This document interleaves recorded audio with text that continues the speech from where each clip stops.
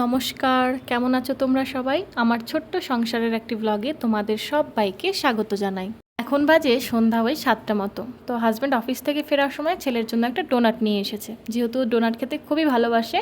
আর এই যে একটা ওর জন্য ললিপপ এনেছে, আর তার সাথে আমার জন্য কিছু একটা এনেছে। আমার জন্য কিছু আনা মানেই কিন্তু ওই যে পাফ না হলে প্যাটিস এনেছে, যেহেতু আমি ওটা খেতেই বেশি ভালোবাসি। আর ওর জন্য এখানে একটু চিড়ে ভাজা বানাচ্ছি। ও তো নিজের জন্য কিছু নিয়ে আসে না, তো আমি ঘরে ওর জন্য আবার চিড়ে ভাজা করতে শুরু করে দিয়েছি।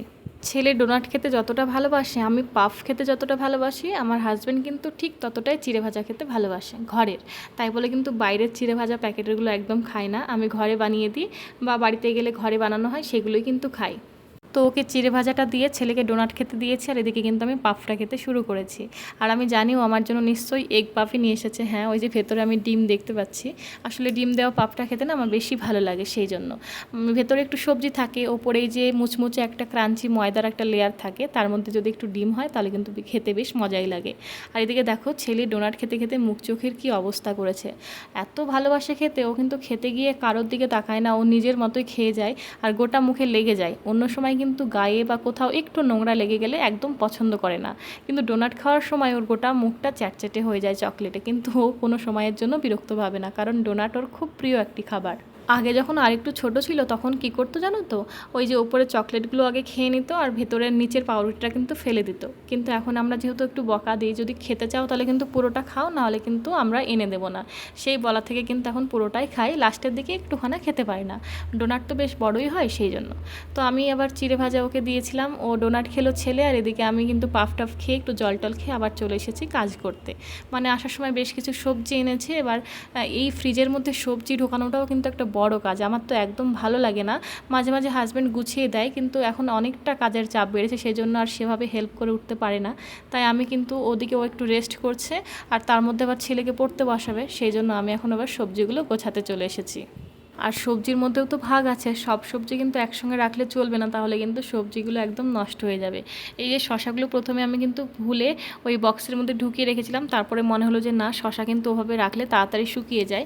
তাই যেগুলো একটু ভেজা টাইপের সবজি হয় সেগুলো কিন্তু আমি কি করি, প্যাকেটের মধ্যে ঢুকিয়ে রাখি, হালকাভাবে মুখটা লাগিয়ে প্যাকেটের মধ্যে ঢুকিয়ে তারপর কিন্তু ফ্রিজে রাখি।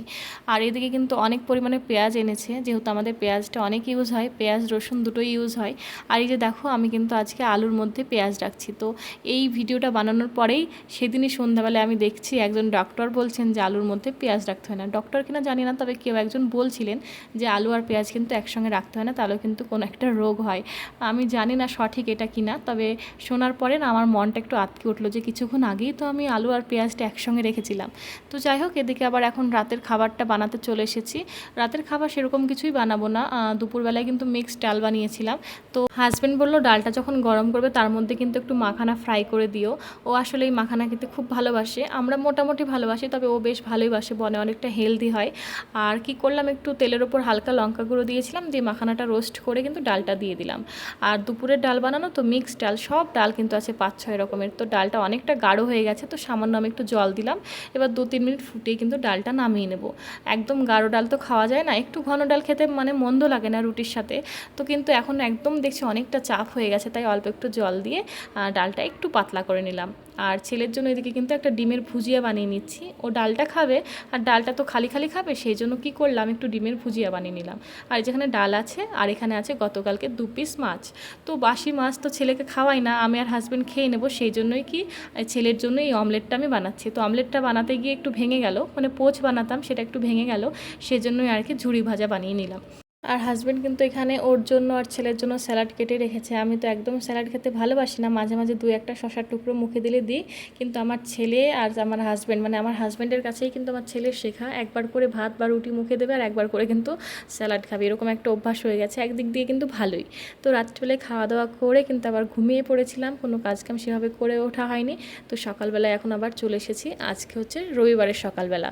তো ছেলের জন্য আলাদাভাবে এখানে একটু ম্যাগি বানাচ্ছি, আর ওর জন্য একটু দুধ গরম করে রাখছি, পরে খাওয়াবো সেই জন্য। আর আমাদের জন্য কিন্তু এখানে একটু ঝাল ঝাল ম্যাগি বানাচ্ছি। তো কি হয়, ছেলের জন্য আমরা সবসময় একসাথেই বানাই, তো আমাদের না একটু ঝাল ঝাল করে বা একটু ভালো মশলা টশলা দিয়ে খাওয়া হয় না, একদম কেমন সাদামাটাভাবে খাওয়া হয়। সেই জন্য আজকে কি করলাম, ছেলের জন্য আলাদা করে নর্মাল বানালাম, আমাদের কিন্তু 2-1 কুচি লঙ্কা দিয়ে কিন্তু আমাদের ম্যাগিটা বানিয়ে ফেললাম। তারপর একদম দুপুরের খাবার রান্না করতে চলে এসেছি। আর আজকে দুপুরেও কিন্তু ডালই বানাবো, মানে আমাদের বাড়িতে তো ডাল হবেই, তোমরা জানো। তো এখানে কিন্তু মুসুর ডাল বানাবো, আর মুসুর ডালটাই কিন্তু আমাদের বাড়িতে বেশি হয়। এখানে থাকি বা বাড়িতে থাকি সব জায়গাতেই কিন্তু মুসুর ডালটাই বেশি খাওয়া হয়। আর আমাদের কি হয়, শ্বশুর বাড়িতে তো মুসুর ডালটা মানে নিজের ঘরের হয়, মানে মাঠে ফলন করা হয়। তো মুসুর ডালটা কিন্তু সবসময় ঘরে থাকে। আর এই যে এটা কিন্তু রেশনের ডাল, বাড়ি থেকে আসার সময় বেশ খানিকটা মুসুর ডাল এনেছিলাম, কিন্তু সেটা একদম ফুরিয়ে গেছে। তারপরে কিন্তু আমরা এই রেশনের ডালটা খাচ্ছি, নাহলে কিন্তু আমরা রেশনের ডাল খেতে পারি না, একটু কেমন গন্ধ লাগে। ছোলার ডাল বা মটরের ডাল যেগুলো হয় সেগুলো কি করে আমরা বড়া বা পকোড়া এসব বানিয়ে খেয়ে থাকি, ডাল তো খাওয়া হয় না। তোমরা তো জানোই আমার বাড়িতে রোজই মুসুর ডাল হয়।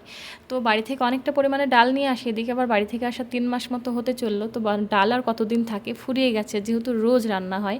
তো এখন আপাতত কিছুদিন, যে কদিন এখানে আছি সেই কদিন কিন্তু এই রেশনের ডালটাই রান্না করব। বাড়ি থেকে আর তো এখন কেউ আসছে না, সেজন্য কিন্তু পাঠানো যাবে না। তো আমি আবার রবিবারে তো কি হয়েছিল, আগের দুদিন কিন্তু আমরা মাছ খেয়েছিলাম, মানে একদিন মাছ এনে যেহেতু আমাদের দুদিন হয়, তো একটু অরুচি হয়ে গেছিলো, তাই রবিবার পড়েছে আজকে। যদিও প্রতি রবিবারে কিন্তু আমরা চিকেনটাই রান্না করে থাকি, কিন্তু আজকে আমি হাজব্যান্ডকে বলেছিলাম তুমি একদম চিকেন আনবে না আসার সময়, আমি এমনি নর্মাল ডাল ভাত রান্না করব। আর আজকে যেহেতু সকাল সকাল হাজব্যান্ডকে বাজারও যাওয়া ছিল না, 9টায় অফিস গেছে, গিয়ে 11টার সময় কিন্তু চলে এসেছে। এবার মাছ মাংস কিছু আনতে বললে কিন্তু তখন অনেকটা লেট হয়ে যায়। তো অনেকক্ষণ আগেও চলে এসেছে 11টার সময়। আর আমি আজকে কিন্তু মানে সকাল থেকেই না শুয়ে থাকছি, বসে থাকছি, কাজ করতে মন চাইছে না, সেই ঘুরে ফিরে বসে থেকে থেকে ফোন দেখে দেখে এতক্ষণে 12টার সময় রান্না বসাতে এসেছি। আর রান্না যেহেতু বেশি কিছু করব না, সেই জন্য কিন্তু অতটা চাপ নেই। আর রান্না করতে করতে হালকা খিদে পেয়ে গেছে। আর এই যে মুড়ির মিষ্টি বানিয়েছিলাম, তো রসটা শুকিয়ে গেছে, মানে এত পরিমাণ রস টেনেছে যে রস একদম শুকিয়ে গেছে। আর 2-3টে মিষ্টি মানে একদম ওপরের দিকে শুকিয়ে শুকিয়ে গেছে, আর নিচের দিকে একটু রস আছে, দেখছি ওটা একদম রসালো আছে। তাই ভাবলাম ওপরের মিষ্টিগুলো নিচে পাঠিয়ে দিই, আর নিচের মিষ্টিগুলো ওপরে পাঠিয়ে দিই। আর পাঠিয়ে দিই বলতে আমরা একটু খাবো, হালকা হালকা খিদে পেয়ে গেছে। সকালে তো ম্যাগি খাওয়া হয়েছে, এদিকে প্রায় 12টা বেজে গেল। তো হঠাৎ করেই মনে পড়লো যে ফ্রিজের মধ্যে মিষ্টি রাখা আছে, তো সেই জন্য হাজব্যান্ডের কাছে নিয়ে গেলাম। তো আমরা সবাই মিলে 2টা করে কিন্তু খেয়ে নিয়েছি। আর এখন টুকটুক করে কিন্তু রান্নাটাও বসিয়ে দিব। ওদিকে হাজব্যান্ড কিন্তু আলু করলাটা কেটে দিয়েছে, আমি ওকে বললাম যে একটু কেটে দাও, তাহলে আমি তাড়াতাড়ি রান্নাটা করে নিই, যেহেতু আজকে রান্না করতেও মন চাইছে না। তো ওইদিকে সবজিটাও কেটে দিল, আর আমি এখন কিন্তু রান্নাটা বসিয়ে দেবো। আগে কিন্তু খুব একটা এই করলা টরলা খাওয়া হতো না, কিন্তু বিয়ের পর থেকে হাজব্যান্ডের সঙ্গে থেকে থেকে কিন্তু এই আলু করলা ভাজা খুব খাওয়া হয়, শুধু গোল গোল করে করলা ভাজাও খাওয়া হয়। হাজব্যান্ড খেতে ভালোবাসে, সেই জন্য সেই থেকে কিন্তু আমারও হালকা হালকা ভালোই লাগে। আর ও খেতে ভালোবাসে সেই জন্য করি, তো আমার খেয়ে খেয়ে একটা অভ্যাস হয়ে গেছে। তাই আমাদের যেদিন একটু হালকা পাতলা রান্না হয়, যদি ঘরে করলা থাকে, তাহলে কিন্তু ডাল আলু করলা ভাজাই আমাদের মেন খাবার হয়ে যায় সেদিন দুপুরবেলায়। তো আজকে সেরকমই করব, তবে একটু ডাল ভিজিয়ে রেখেছি। আজকে যেহেতু ঘরেই আছে, তো একটু গরম গরম ডাল বড়া বানাবো। অন্যদিন কি হয়, অন্যদিন ওই যে অফিস থেকে ফেরার সময় আমি বলি যে তুমি একটা ফোন করে দিও, তখন আমি গরম গরম ভেজে নেব, সব কিছু রেডি করেই রাখি।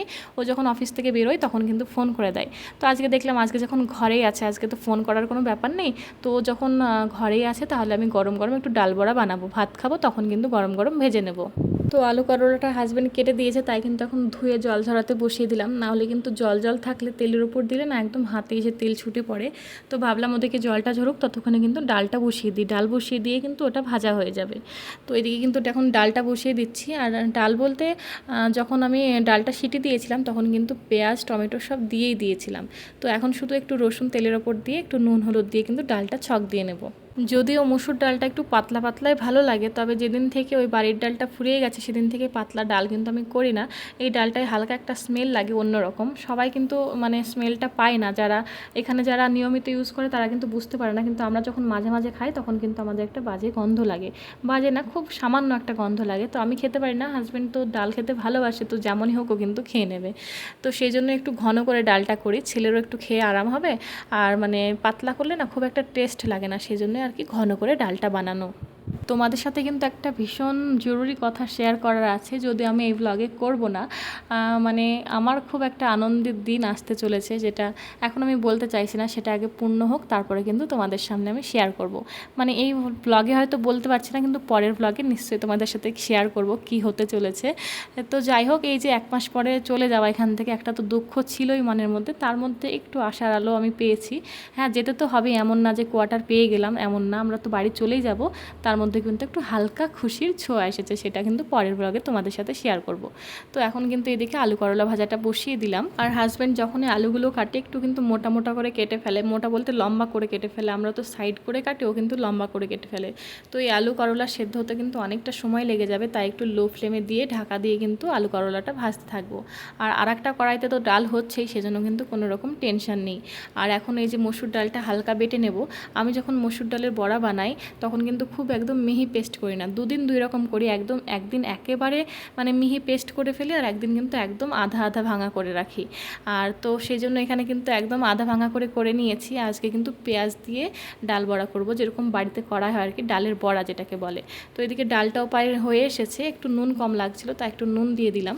তো এদিকে ডালটা হয়ে এসেছে, এবার ভাবলাম নামিয়ে নিই, তাহলে কিন্তু একদম ঘন হয়ে যাবে। আর এখন ঘন হওয়া মানে কিন্তু রাত্রিবেলা একদম চাপ জমে যাবে, সেই জন্য কিন্তু হালকা ঘন করে ডালটা নামিয়ে নিলাম। এদিকে কিন্তু 80% রান্না হয়ে গেছে। হঠাৎ করে মনে পড়ছে, হে ভগবান, আমি তো ভাতটাই বসাতে ভুলে গেছি। যদিও কুকারে ভাত বসানো হয় তাড়াতাড়ি হয়ে যায়, তবে কিন্তু সিটি বেরোতে অনেকটা সময় লেগে যায়, হাওয়া বেরোতে। সেই জন্য ভাবলাম তাড়াতাড়ি করে আগে ভাতটা বসিয়ে দিই। আর ভাত যখন বসাবো ভাবলাম একটু আলু সিদ্ধ দিয়ে দিই, ডালের সঙ্গে কিন্তু আলু সিদ্ধ খেতে মন্দ লাগে না। তো এখানে কিন্তু একটু আলু সিদ্ধ দিয়ে দেবো ভাতের মধ্যে। তো চালটা কিন্তু ধোয়া হয়নি, একদম চাল আলু একসঙ্গে কিন্তু ধুয়ে নেব 2-3 বার। আর এই যে আমি কী করি বলো তো, আমার একটা মানে বাজে অভ্যাস আছে, যতবার তরকারি কাটি না ততবার কিন্তু ছুরি ধুয়ে ধুয়ে রাখার একটা অভ্যাস আছে। এই যে এখন রান্না করছি, 2-3টে সবজি কাটা হয়েছে, তার মধ্যে কিন্তু 2-3 বার আমি কিন্তু ছুরি ধুয়ে ফেলেছি। এমন না যে একদম লাস্টে ধোবো, তা কিন্তু হয়ে ওঠে না, এমন একটা অভ্যাস হয়ে গেছে। যতবার সবজিতে হাত দিই ততবার যেমন হাত ধুই, ততবার কিন্তু ছুরিটাও ধুয়ে ফেলি। তো ওদিকে কিন্তু ভাতটা বসিয়ে দিলাম। আর এখন ভাবলাম ডালের বড়ার এই ব্যাপারটা কিন্তু রেডি করে রাখি। তো অনেকগুলোই পেঁয়াজ কেটে নিয়েছি, 2-3টে পেঁয়াজ কিন্তু দিয়েছি, একটু বেশি করে পেঁয়াজ দিলে তো মন্দ লাগে না খেতে। আর সাইডে কিন্তু লঙ্কাটা কেটে নিলাম, এখন তো মেশাতে পারবো না, ছেলের জন্য আগে আলাদাভাবে কিন্তু আগে বানিয়ে নেব, তারপর কিন্তু আমাদেরটাই লঙ্কা মিশিয়ে নেব, নাহলে ছেলে তো খেতে পারবে না। আর ডালের বড়ার মধ্যে থেকে কিন্তু লঙ্কা বেছে বেছে খাওয়ানো একটু মুশকিল হয়ে যায়, ও যেহেতু হাতে ধরে কামড়ে খায়, তো সেই জন্য কিন্তু মুশকিল হয়, তাই আগে ওর জন্য একটু লঙ্কা ছাড়া বানিয়ে নেব, পরে কিন্তু আমাদেরটাই লঙ্কা মিশিয়ে নেব। তো সাইডে লঙ্কাগুলো রেখে দিলাম, ভাজার সময় কিন্তু আগে ওরটা ভেজে তারপর আমাদেরটা রেখে দেবো। তো এদিকে কিন্তু রান্নাবান্না প্রায় হয়ে এলো। আলু করলা ভাজাটা অনেকক্ষণ ধরে ভাজছিলাম লো ফ্লেমে, তাহলে একটু মুচমুচে টাইপের হয়ে গেছে, আর নরম তো হয়েছেই। আর করলাটা না অনেকক্ষণ ধরে ভাজলে তেতো ভাবটা একটু কম লাগে। তো আমি ভাবলাম যে আগে থালা বাসন ধুয়ে গ্যাসটা সব পরিষ্কার করে নেব, তারপর কিন্তু ডালের বড়াটা ভাজবো। সেজন্য কিন্তু আগে থালা বাসনগুলো ধুতে শুরু করে দিয়েছি। রান্না করছি দেখো 2-3টে তরকারি, মানে খুব সাধারণ রান্নাবান্না হচ্ছে, তার মধ্যে কিন্তু কত থালা বাসন হয়ে যাচ্ছে। আর এই যে কড়াইটা যদিও মেজে ফেলছি, তবেও কিন্তু এই কড়াইটায় আবার কিন্তু ডালের বড়া বানাবো। কিন্তু ওই যে 2-3টে রান্না হয়েছে, আলু করলাটা ভাজা হয়েছে তো অনেকক্ষণ ধরে লো ফ্লেমে, তাই কিন্তু একটা কেমন কালো কালো দাগ পড়ে গেছে। তাই ভাবলাম আগে ধুয়ে মেজে পরিষ্কার করে নিই, তারপরে আবার নতুন করে ডালের বড়াটা বানাবো। থালা বাসন ধোয়াটাও যেমন একটা দায়িত্ব, তেমন কিন্তু এই বারবার বেসিন ধোয়াটাও একটা বিরক্তিকর ব্যাপার। মানে এই বেসিনের উপর দাঁড়িয়ে দাঁড়িয়েই কিন্তু থালা বাসন ধোয়া হয়, তো চারিদিকে কিন্তু সাবানের জলটা কিন্তু লেগে যায়, তাই বারবার কিন্তু এদিক ওদিকে হাত দিয়ে ভালোভাবে ধুতে হয়। আর এখানে বেসিনের পাশে ওই যে একটা স্টিলের মতো একটা জিনিস লাগানো আছে, প্লেটের মতো, তো কি হয় ওটা না উঁচু নিচু, তো ওর ভেতর না নিচু জায়গাগুলোতে জল জমে যায়, একটু হলুদ হয়ে যায়, তাই বারবার কিন্তু হাত দিয়ে জলটা নামিয়ে দিতে হয়। তো থালা বাসন ধোয়া হয়ে গেছে, রান্নার খাবার জোগাড় করে ফেলেছি, তাই ভাবলাম এবার কিন্তু ডালের বড়াটা ভেজে নিই। তো আজকের মতো কিন্তু ভিডিওটা এখানে শেষ করব। তোমরা সবাই কিন্তু সুস্থ থেকো, ভালো থেকো, একে অপরের খেয়াল রেখো। আর আগামী ব্লগে কিন্তু খুব ইন্টারেস্টিং একটা জিনিস আসতে চলেছে, আশা করি আমার ভালো লাগার সাথে সাথে তোমাদেরও ভালো লাগবে। তো তবে আজকের মতো চলি, সবাই সুস্থ থেকো, টাটা।